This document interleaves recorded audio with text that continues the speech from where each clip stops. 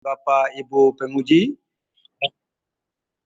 1, 2, 3 dan penguji luar Pak Prof Subandi, dan selanjutnya rapat penentuan hasil ujian dan setelah itu penutup.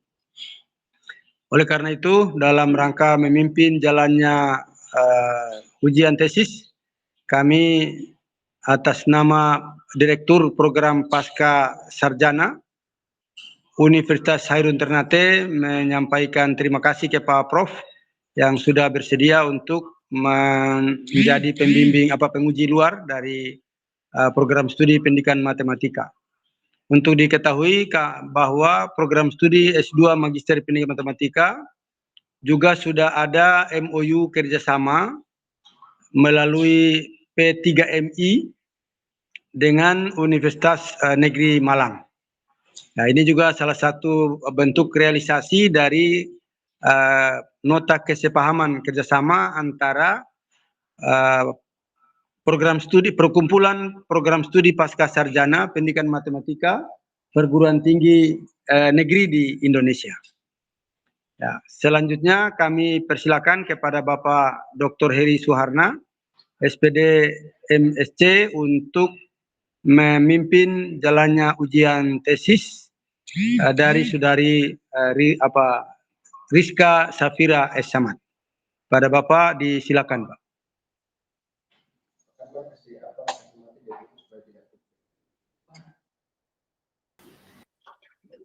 Baik, Assalamualaikum warahmatullahi wabarakatuh. Alhamdulillahirrahmanirrahim. Hari ini kita akan melaksanakan ujian tesis atas nama Rizka Safira S. Samad dengan penguji tamu Bapak Profesor Dr. Subandi. Kami ucapkan terima kasih Pak atas kesediaannya untuk menguji mahasiswa kami sebagai wujud kerjasama dari pelaksanaan penelitian dan pendidikan dan penelitian di dua universitas. Baik, untuk selanjutnya Saudari Rizka, apa sudah bersedia untuk diuji hari ini? Oke, baik. Kami kasih kesempatan 10 sampai 12 menit untuk menyampaikan presentasi hasil penelitiannya. Silakan.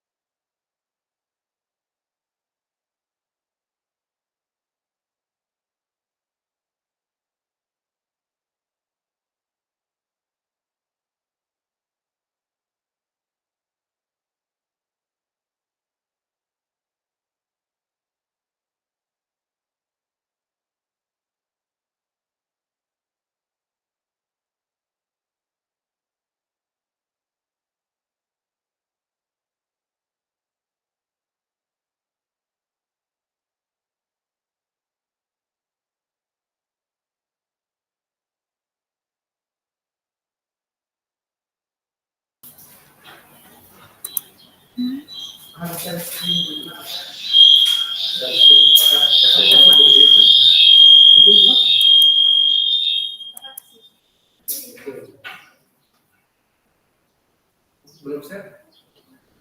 Ya, itu sudah. Oke. Ya, silakan. Ya, sudah tampil, silakan.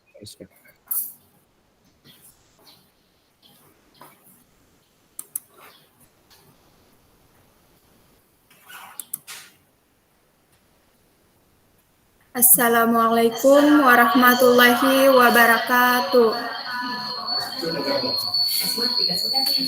Puji syukur kehadirat Allah Subhanahu wa Ta'ala atas berkat rahmat dan hidayahnya kita bisa berkumpul pada siang hari ini di ruangan ini dalam keadaan sehat walafiat. Yang terhormat Bapak Profesor Dr. Subandi SPD MSI selaku dosen penguji. Yang saya hormati Bapak Dr. Haji In Haji Abdullah SPD MSI selaku dosen penguji. Yang saya hormati Bapak Dr. Karman Lanani SPD MSI selaku dosen penguji, dan yang saya hormati Ibu Dr. Marwia Tamrin Bakar SPD MPD selaku dosen penguji. Dan yang terhormat Bapak Dr. Heri Suharna, SPD MSc, selaku dosen pembimbing 1, dan yang saya hormati Ibu Dr. Ida Kurniawalianti, SSI MSc, selaku dosen pembimbing 2, yang senantiasa menuntun saya selama penyusunan tesis ini, sehingga alhamdulillah pada siang hari ini saya dapat mengikuti sidang tesis. Terima kasih Bapak Ibu sudah bersedia meluangkan waktu untuk mengikuti sidang tesis saya hari ini, dan terima kasih juga kepada teman-teman sekalian yang juga bersedia meluangkan waktu untuk datang memberikan dukungan. Hari ini 13 Januari 2024, izinkanlah saya, Rizka Safira S. Samad, untuk mempresentasikan tesis saya dengan judul Berpikir Reflektif Siswa dalam Menyelesaikan Soal Cerita Matematika ditinjau dari Gaya Kognitif File Dependent dan File Independent. Pada kesempatan kali ini, saya akan memaparkan beberapa poin utama dari tesis saya yang diawali dengan poin pertama, yakni pendahuluan. Hal-hal yang melatar belakangi penelitian saya, yakni pentingnya berpikir reflektif dalam pembelajaran matematika. Menurut Choi, berpikir reflektif menjadi tujuan penting dalam pembelajaran matematika. Lebih khususnya, menurut Fuadi, berpikir reflektif sangat penting dalam proses pemecahan masalah. Karena menurut Ruth dan Sermis, berpikir reflektif berperan sebagai sarana untuk mendorong pemikiran seseorang selama situasi penyelesaian masalah, karena memberikan kesempatan untuk menggunakan pengetahuan dan pengalaman yang telah dimiliki yang berkaitan dengan masalah yang dihadapi, dan memberikan kesempatan untuk memikirkan kembali strategi yang tepat untuk menyelesaikan masalah tersebut. Berbicara mengenai berpikir reflektif, erat kaitannya dengan proses pemecahan masalah. Setiap siswa memiliki cara yang berbeda-beda dalam memecahkan masalah. Setiap siswa memiliki cara yang berbeda-beda dalam menerima, menyusun pelajaran, dan memproses informasi yang diberikan guru untuk menanggapi masalah. Perbedaan di antara masing-masing siswa dalam memproses informasi yang diberikan guru untuk menanggapi masalah biasa dikenal dengan istilah perbedaan gaya kognitif. Jadi setiap siswa memiliki gaya kognitif. Dan menurut Syamsuddin serta Rahmat dan kawan-kawan melalui penelitiannya, dijelaskan bahwa salah satu faktor yang mempengaruhi berpikir reflektif adalah adanya gaya kognitif siswa, yakni gaya kognitif file dependent dan file independent. Nah, berdasarkan hal tersebut, maka saya termotivasi untuk mengkaji terkait dengan berpikir reflektif siswa ditinjau dari gaya kognitif file dependent dan file independent. Kemudian berdasarkan latar belakang tersebut, maka rumusan masalah pada penelitian ini adalah bagaimana berpikir reflektif siswa dalam menyelesaikan soal cerita matematika ditinjau dari gaya kognitif file dependent dan file independent. Adapun tujuan penelitian pada penelitian ini terdiri atas dua tujuan, yakni tujuan pertama untuk mendeskripsikan proses berpikir reflektif siswa dalam menyelesaikan soal cerita matematika ditinjau dari gaya kognitif file dependent, dan tujuan kedua yakni mendeskripsikan proses berpikir reflektif siswa dalam menyelesaikan soal cerita matematika ditinjau dari gaya kognitif file independent. Kemudian poin kedua terkait dengan kajian teori aspek-aspek yang dikaji, di mana aspek pertama adalah berpikir reflektif. Berpikir reflektif matematis merupakan aktivitas berpikir dalam menyeleksi dan menghubungkan pengetahuan matematika yang telah dimiliki dengan yang sedang dipelajari melalui pertimbangan yang cermat sehingga diperoleh sebuah kesimpulan yang logis. Proses berpikir reflektif adalah berpikir yang dilakukan dengan proses terjadinya perpleksiti dan melakukan penyelidikan berulang sampai menemukan penyelesaian masalah. Adapun deskriptor berpikir reflektif siswa dalam menyelesaikan soal cerita matematika dibedakan dalam 4 tahap, di mana pada tahap memahami, deskriptornya subjek menyebutkan informasi yang diketahui dan ditanyakan pada soal. Pada tahap menyusun rencana, subjek memperkirakan rencana penyelesaian yang dapat digunakan untuk menyelesaikan soal. Pada tahap melaksanakan rencana, subjek melaksanakan rencana yang digunakan untuk menyelesaikan soal, dan pada tahap melihat kembali, subjek mengecek cara lain untuk menyelesaikan soal, dan subjek mengecek kebenaran pernyataan pada soal. Kemudian aspek selanjutnya yakni gaya kognitif. Gaya kognitif adalah karakteristik individu dalam menerima, memahami, mengatur, memproses, dan menggunakan informasi untuk menanggapi berbagai jenis situasi atau masalah. Menurut Witkin dan kawan-kawan, gaya kognitif dibedakan menjadi dua, yakni gaya kognitif file-dependent dan file-independent. Adapun kemudian poin ketiga yakni metode penelitian. Desain penelitian yang digunakan dalam penelitian ini adalah deskriptif kualitatif. Lokasi penelitiannya di MTS Negeri 1 Kota Ternate. Waktu penelitiannya di semester genap tahun ajaran 2022-2023, dan untuk subjek penelitiannya dibedakan menjadi dalam dua kategori, yaitu subjek dengan gaya kognitif FD yaitu SFD 1 dan SFD 2, dan subjek dengan gaya kognitif FI yaitu SFI 1 dan SFI 2.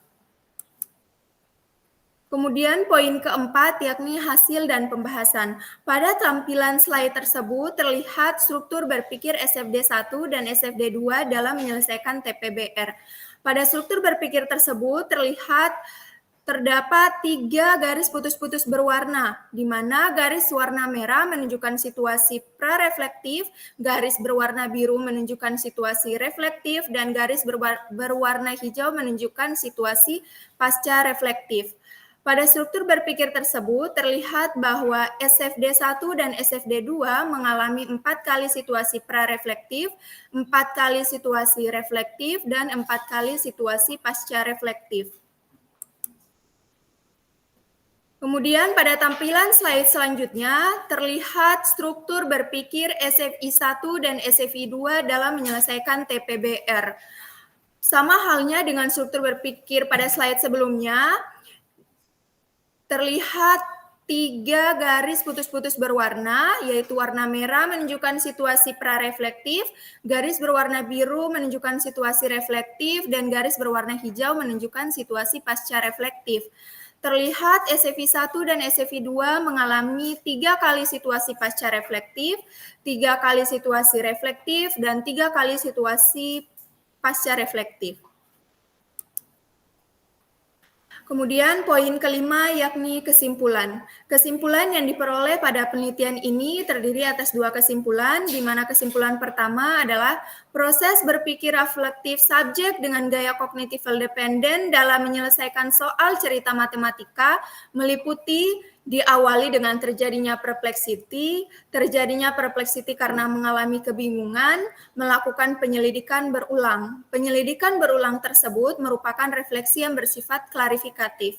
Kemudian kesimpulan kedua yakni proses berpikir reflektif subjek dengan gaya kognitif independen dalam menyelesaikan soal cerita matematika meliputi diawali dengan terjadinya perpleksiti karena mengalami kebingungan, melakukan penyelidikan berulang. Penyelidikan berulang tersebut merupakan refleksi yang bersifat klarifikatif dan manipulatif.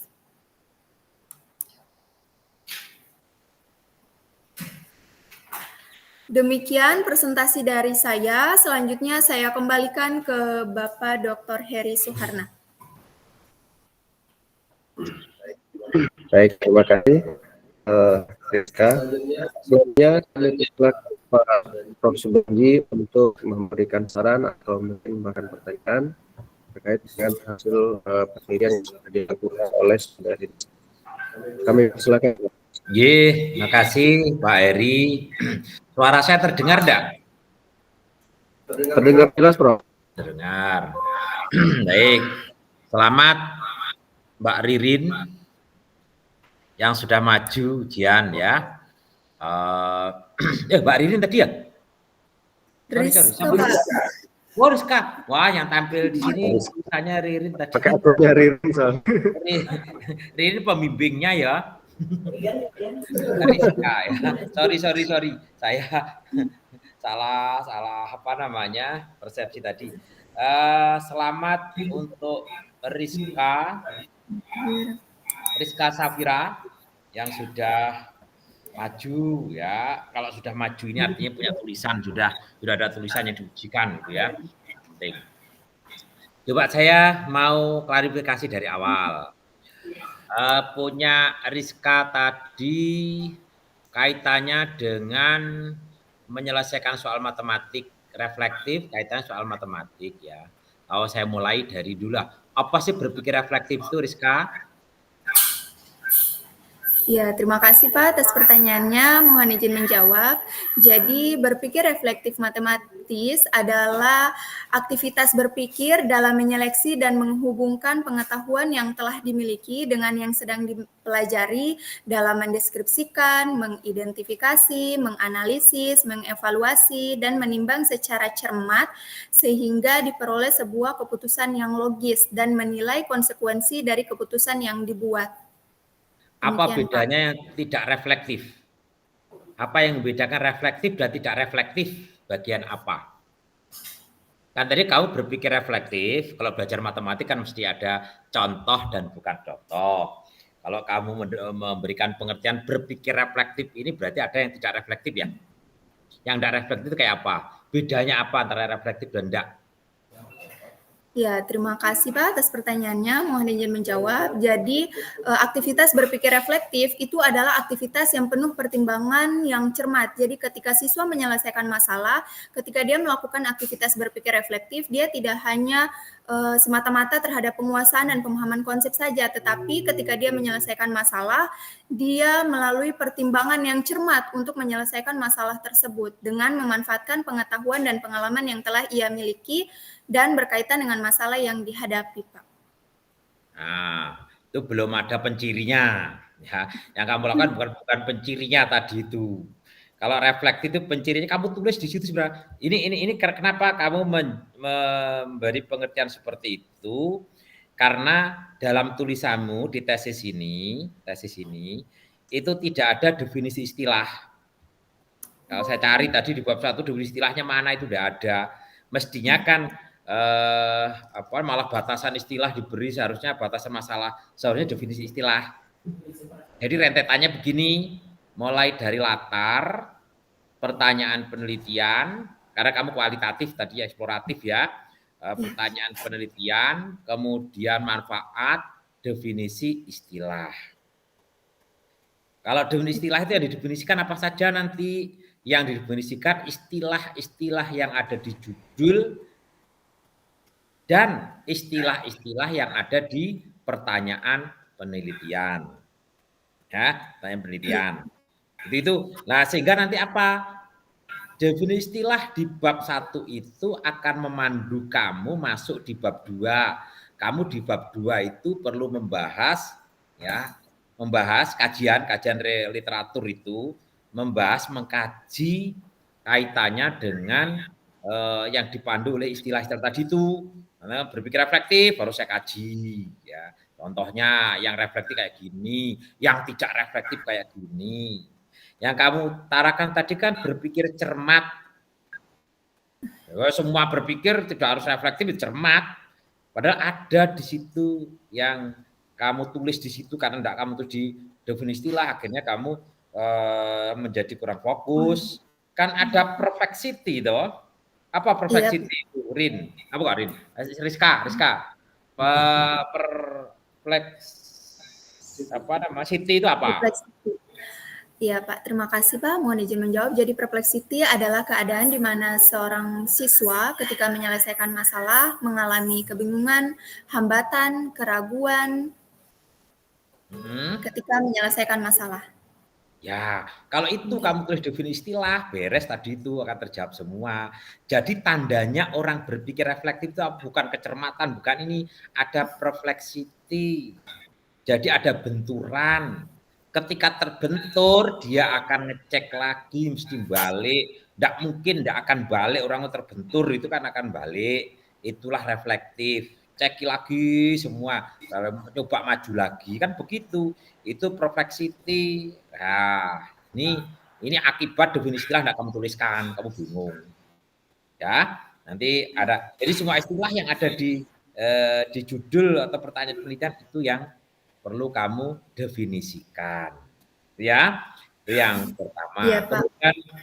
Kemudian begini, saya bertanya lagi, yang ingin kamu selesaikan, jadi itu karena ada masalah atau keingintahuan kamu mendalami sesuatu?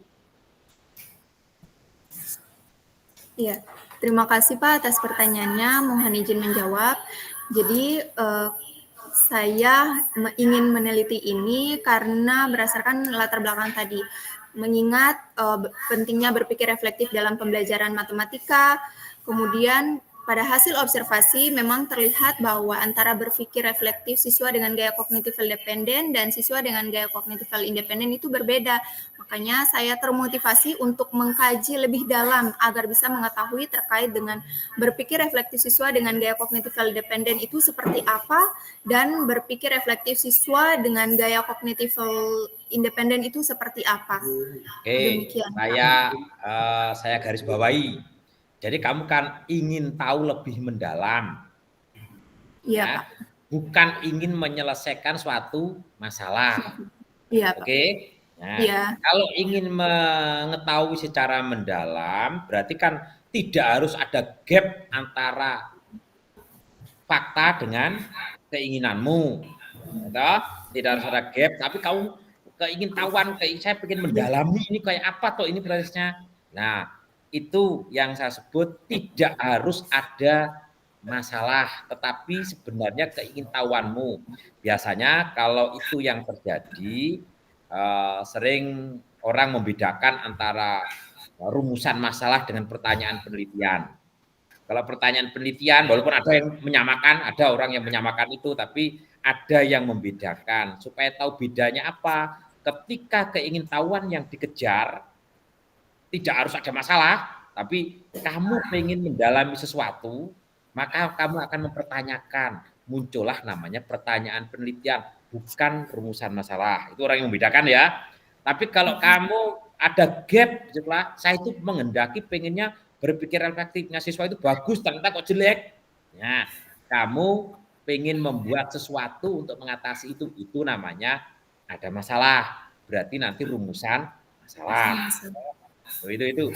Sehingga menurut kamu lebih pas mana, Rizka? Pertanyaan penelitian atau rumusan masalah?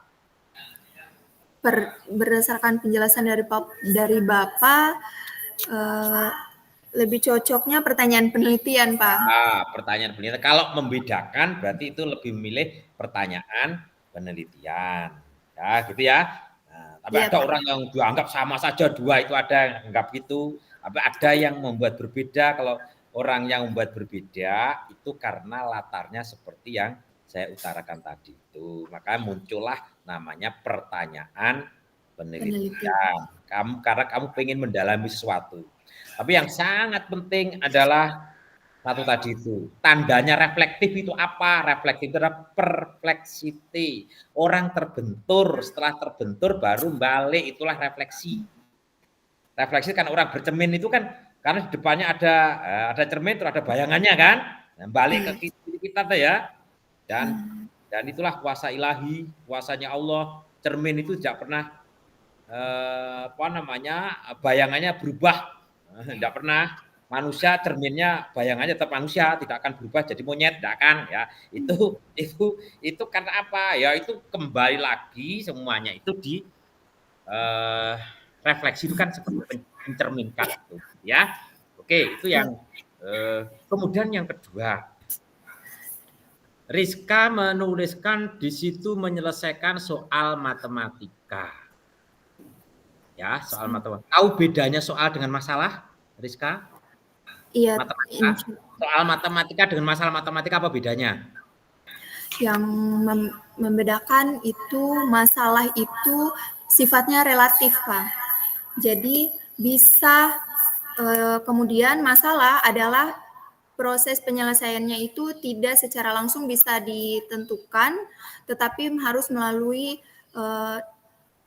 penyelesaian terlebih dahulu, Pak. Jadi masalah itu sifatnya relatif.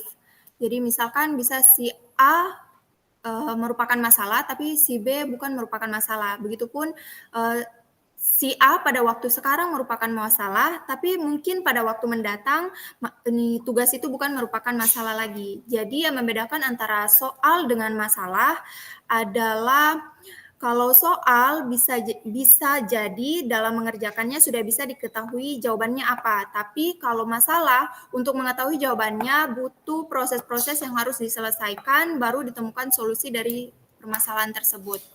Demikian, Pak. Ya, jadi cirinya apa sebenarnya?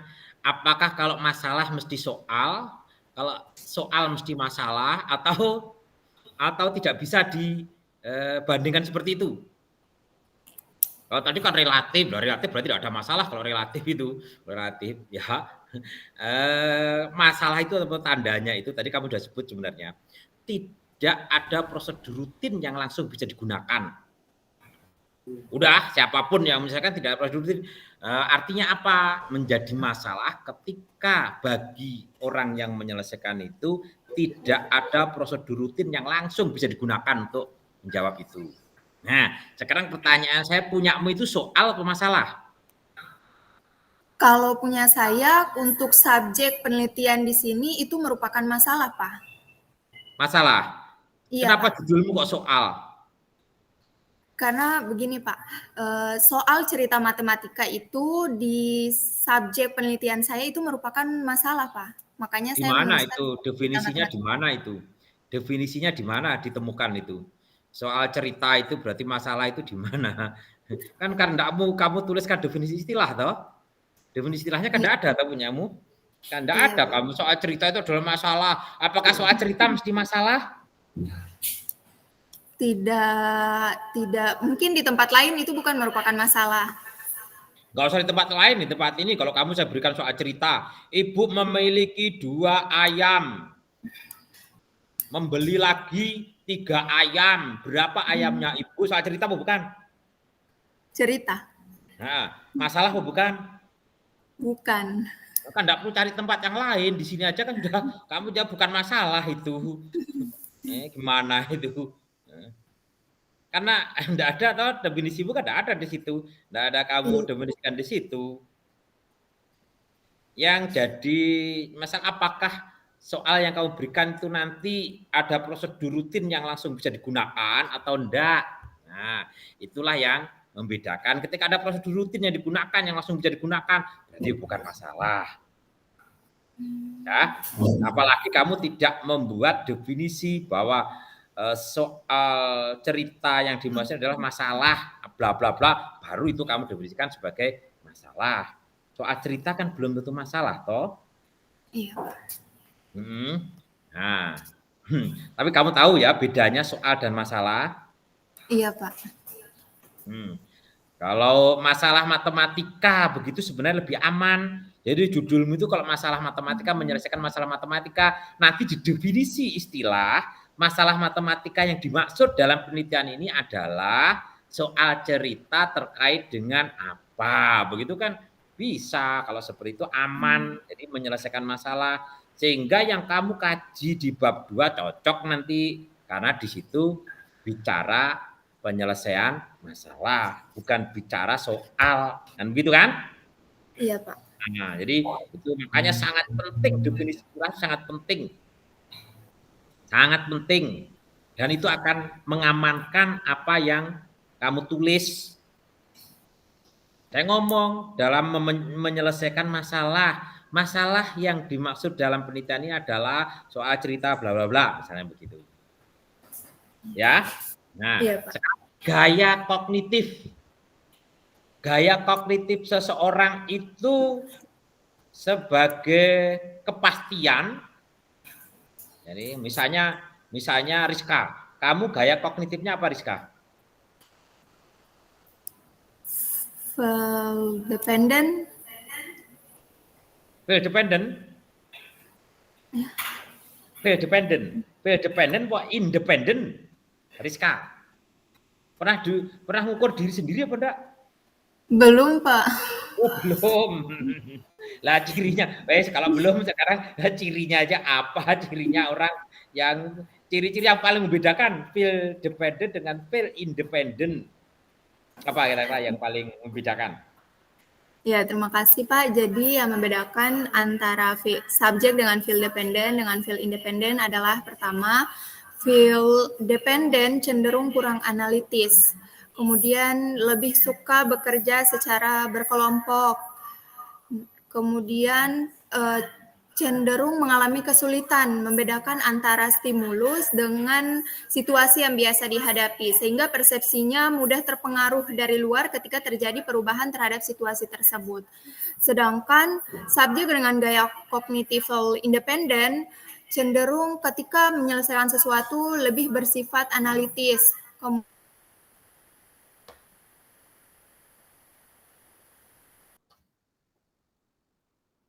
Kok putus? Kemudian Oh, iya. lebih suka belajar secara mandiri. Kemudian yang ketiga, dan dapat memisahkan antara stimulus dengan situasi yang biasa dia hadapi, sehingga persepsinya tidak mudah terpengaruh apabila terjadi perubahan terhadap situasi tersebut. Demikian, Pak. Jadi field dependent independent itu terikat oleh masalah, artinya tergantung pada masalah, atau dia sebenarnya bebas dari masalah yang disajikan. Artinya gini, kalau kamu tadi itu kan nyampaikan kalau field dependent cenderung salah gini, kalau independent terlanjur. Nah, itu kan tergantung terpengaruhi oleh masalah yang diberikan. Atau sebenarnya ciri yang tidak tergantung dari masalah kira-kira apa? Misalnya begini loh. Kalau independen berpikirnya itu kognitifnya itu bebas. Jadi dia itu tidak tergantung dari sesuatu, tapi dia punya kebebasan mikir. Kognitif itu gitu. Kalau dependen itu punya ketergantungan, tidak bebas mikirnya. Sehingga apa? Untuk bisa mencapai sesuatu, dia sering tergantung pada bimbingan orang lain, misalnya gitu loh. Itu kembali ke konteks dependent dan independent itu kognitifnya. Dan itu hanya kecenderungan. Mungkin si Rizka diuji sekarang terkait dengan dua gaya kognitif itu masuk pada dependent misalnya atau independent. Suatu saat bisa berubah. Seiring kematangan kognitif bisa berubah. Ya, jangan dijadikan klaim bahwa anak yang sekarang kamu jadikan subjek field dependent, seterusnya dia akan dependent, tidak. Itu kecenderungan seseorang, kecenderungan kognitif yang bisa berubah seiring dengan kematangan kognitif seseorang. Ini yang penting. Jadi seiring kematangan kognitif seseorang, ya, jangan dijadikan kepastian kalau field dependent terus akan field dependent, enggak. Field dependent terus tidak. Itu bisa berubah seiring kematangan berpikir seseorang. Nah, ini nih yang perlu. Sehingga yang kamu lakukan, ya baiklah sekarang field dependent sampai kamu bisa menemukan dua macam, satunya itu klarifikatif, satunya klarifikatif dan manipulatif. Apa itu manipulatif itu, Rizka?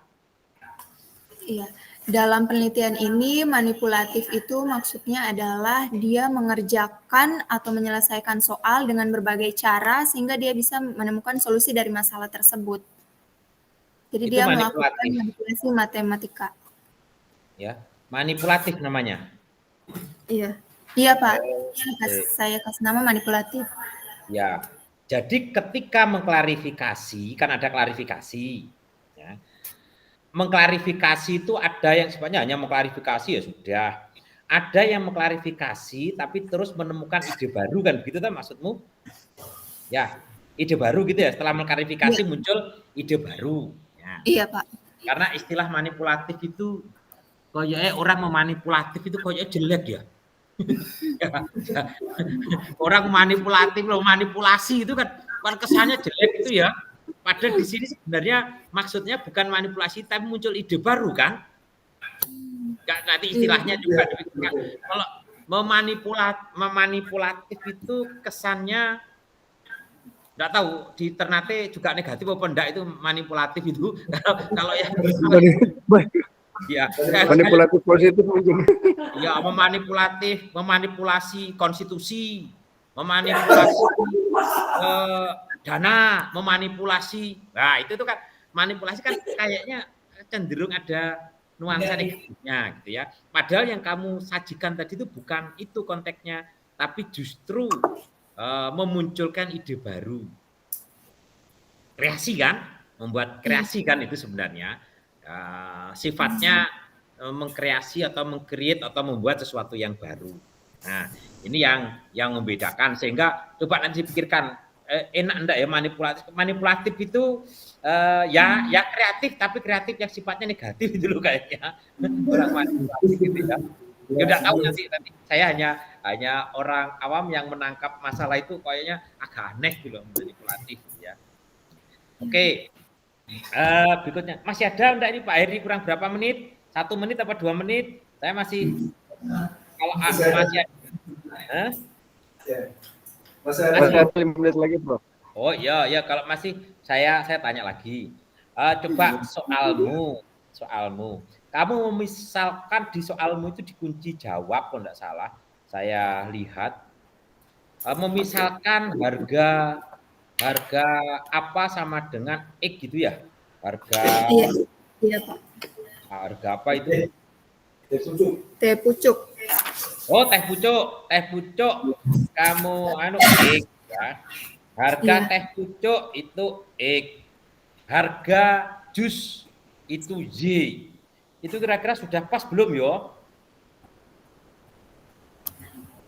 Ya itu hanya variabel untuk mewakili harga teh pucuk dan harga jas palpe orange. Jadi tergantung dari masing-masing siswa mau dimisalkan apa. Enggak, ini oke, kamu bicara variabel. Variabel itu apa toh, Rizka? Nilai yang mewakili sebuah harga tapi belum diketahui nilai pastinya. Nilai yang mewakili sebuah harga? Maksudnya sebuah produk. Oh, sebuah produk. Dalam hal ini. Mewakili sebuah produk berarti mewakili apa tadi teh pucuk tadi? Iya. Oh, mewakili teh pucuk. Mewakili teh pucuk, yakin? Nah, ini harus saya tanya. Gini aja udah. Kalau misalnya ada 2X tambah 3X, berapa hasilnya? 2X ditambah 3X. 2X tambah 3X berarti 5X, Pak. Kenapa kok jadi 5X? Soalnya variabelnya kan sejenis, jadi bisa dijumlahkan. Kenapa kalau variabel sejenis kok bisa dijumlahkan? Karena sama. Kenapa kalau sama kok bisa dijumlahkan?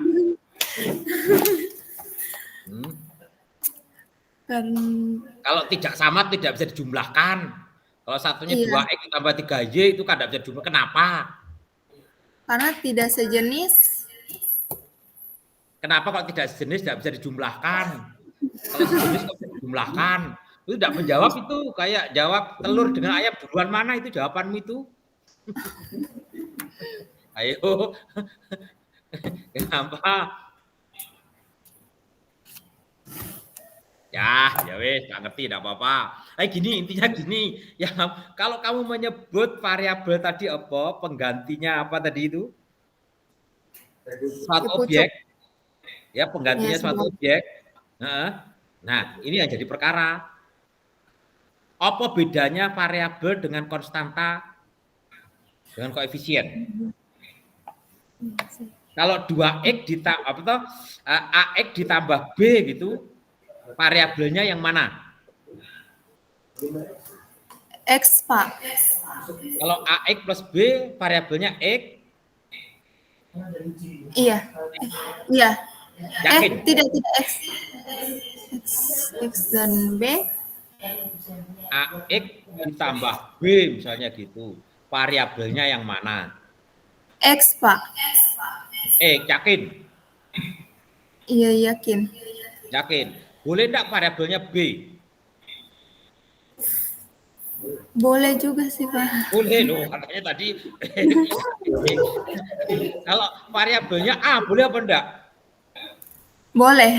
Boleh. Lah terus katamu tadi jadi apa bedanya variabel, konstanta, koefisien itu apa bedanya? Mohon maaf, Pak. Bisa diulangi?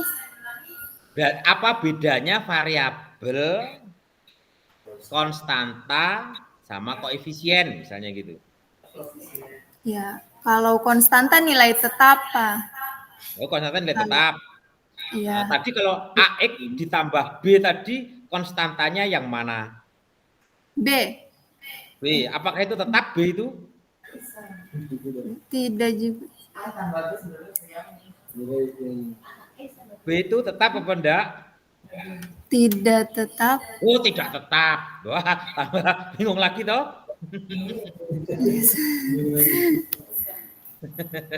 Ya, ini nih tak jelaskan dah. Ini kayaknya waktunya mau habis ini. Pak Eri udah mau mengkode saya mau habis ini waktunya ya. Saya anu aja.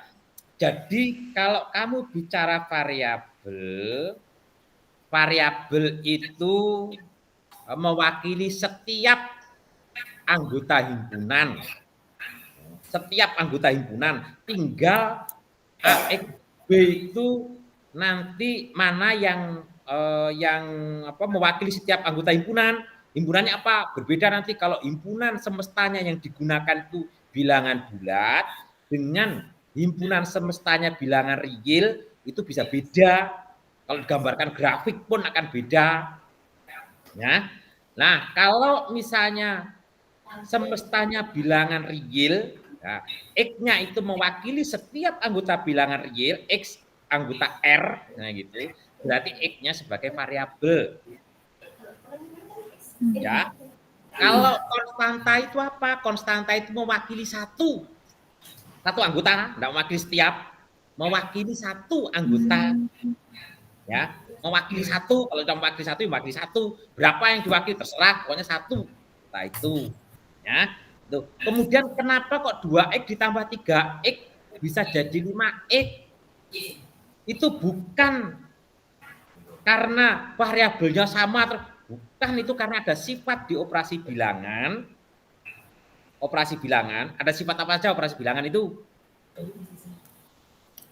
Masih ingat? Sifat asosiatif, komunikatif, distributif. Ya, distributif. Makanya 2X ditambah 3X itu menggunakan sifat distributif menjadi 2 ditambah 3 kali X. Itu loh menjadi 5X. Ingat, X dan Y itu bilangan. Ya, X dan Y itu bilangan. Karena bilangan, maka ada sifat bilangan yang menjamin itu. Apa itu sifat itu? Ya tadi distributif. Jadi bukan karena variabelnya sama, terus bukan karena ada sifat distributif dalam operasi bilangan itu yang bisa digunakan untuk menjumlahkan 2X ditambah 3X. Nah, jadi kamu tadi salah karena kamu tidak paham itu, sehingga ya menjadi salah gitu kan. Menyumbangkan. Nah, kenapa saya tanyakan pada soalmu tadi itu? Karena kamu membuat pemisalan di soalmu itu harga teh pucuk X. dimisalkan X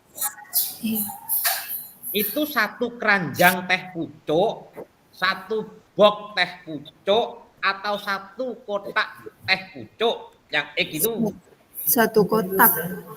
Satu kotak. Kalau hanya ngomong harga teh pucuk sama dengan X, kan boleh saja toh satu truk teh pucuk harganya X kan boleh. Boleh apa enggak? Boleh. Boleh. Kalau harga satu kotak teh pucuk X itu baru bener. Ya, jadi harga satu teh pucuk itu X, harga satu apa tadi itu juga Z misalnya gitu itu udah apa-apa. Tapi kalau harga teh pucuk itu seberapa teh pucuknya? Jangan-jangan satu truk. Harganya boleh saja satu truk ya. Nah itu. Ini hal yang penting, karena itu pemisalanmu itu tidak cukup dengan itu. Harga satu, nah itu baru cocok, ya. Iya, Karena kan kamu ngalihkan toh, ditambah 3J.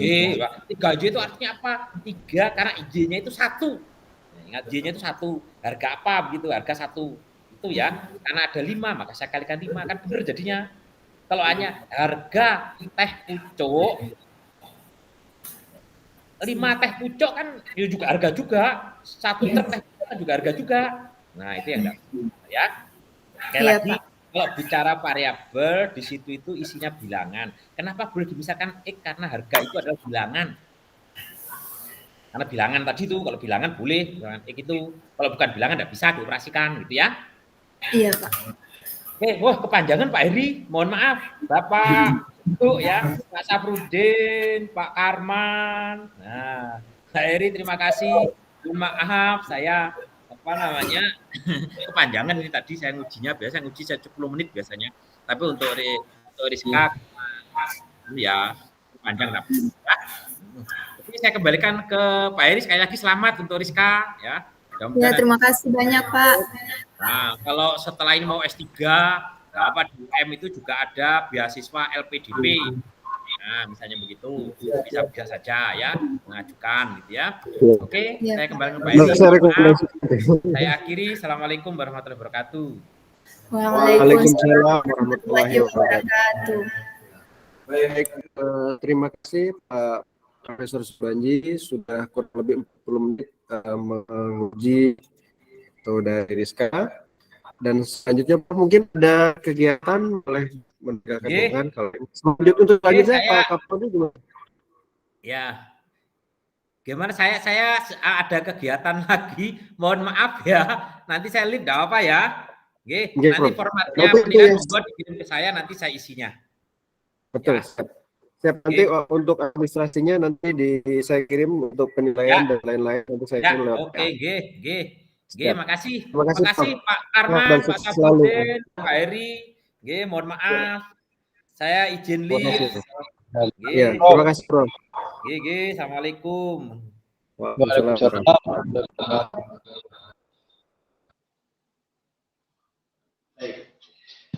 Jadi ini keluar sih. Saya keluar.